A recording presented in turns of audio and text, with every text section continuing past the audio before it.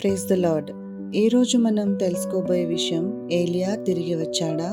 మలాకి ప్రవచనం నెరవేర్చినదా? పరిశుద్ధ గ్రంథమైన బైబిల్ చివరిలో ఒక శక్తివంతమైన ప్రవచనం ఉంది. దేవుని దూత అయిన ఏలియా తిరిగి వస్తాడని మలాకి ప్రవక్త స్పష్టం చేశాడు.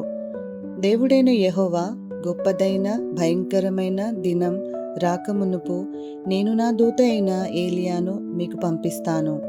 మలాకి 4:5. ఏలియా ఎవరు? ఏలియా ఒక గొప్ప ప్రవక్త.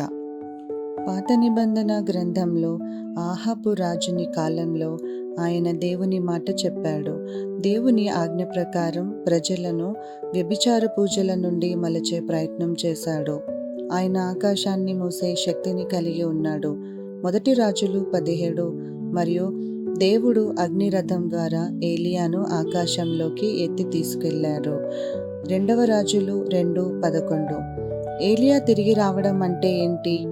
ఇది భౌతిక మరియు ఆత్మీయంగా రెండు విధాలుగా అర్థం చేసుకోవచ్చు.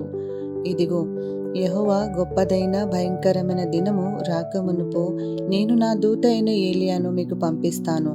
మలాకి 4:5. ఇది దేవుని ప్రజలకు ఒక హెచ్చరిక, ఒక ఆశ మరియు ఒక మార్పు కొరకు పిలుపు. ఏలియా తిరిగి వస్తాడా? యేసుక్రీస్తు ఈ ప్రశ్నకు జవాబు ఇచ్చారు. ఏలియా వచ్చేశాడు. అతను బాప్తిజమం ఇచ్చే యోహాను. బాప్తిజమం ఇచ్చే యోహాను ఏలియా ఆత్మ మరియు శక్తిలో పనిచేశాడు. ప్రజలను పశ్చాత్తాపానికి పిలిచాడు. దేవునికి మార్గం సిద్ధం చేశాడు.